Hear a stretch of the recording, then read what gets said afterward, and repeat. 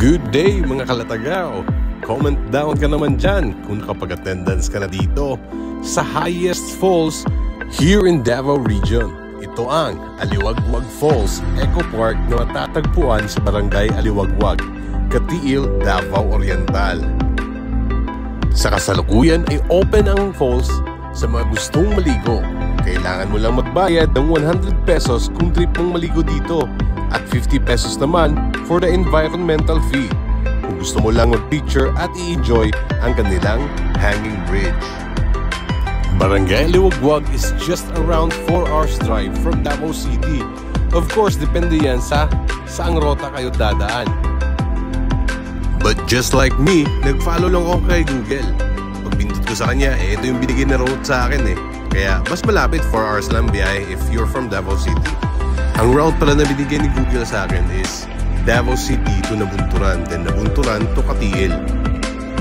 Siya nga pala, if bypasser ka lang, pwede naman magpa-picture sa bridge, pero mas maganda pa rin sa kanilang hanging bridge dahil mas safer sa mga dumadaang sasakyan at higit sa lahat, mas makakatulong pa tayo sa Barangay Aliwagwag.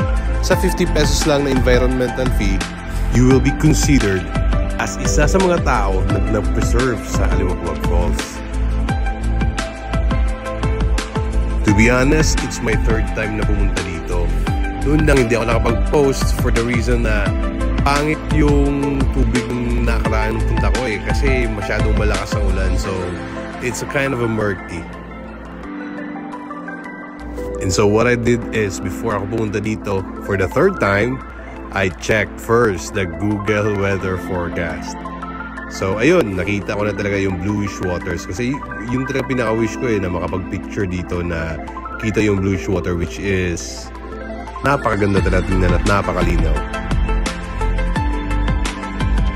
So for the meantime, enjoy nyo muna yung video para maisipan nyo rin bumisita dito.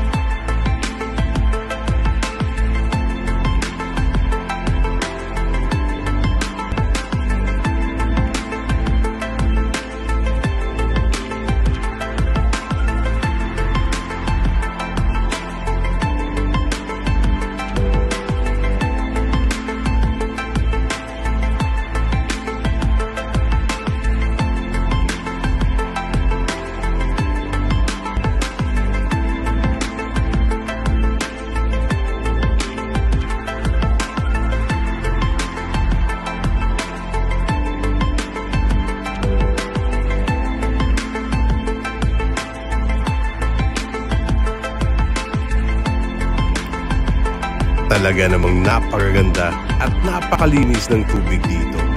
Totoo ngang napakataas naman talaga ng falls na ito. Kita nyo naman, di ba? Kaya anong pang hinihintay nyo? Mag-travel na kayo. Bisitahin nyo ang Aliwagwag Falls. Huwag mong antayin na mag-travel ka na naka-wheelchair na. Kung kaya pa, travel na ngayon. Bisitahin nyo na.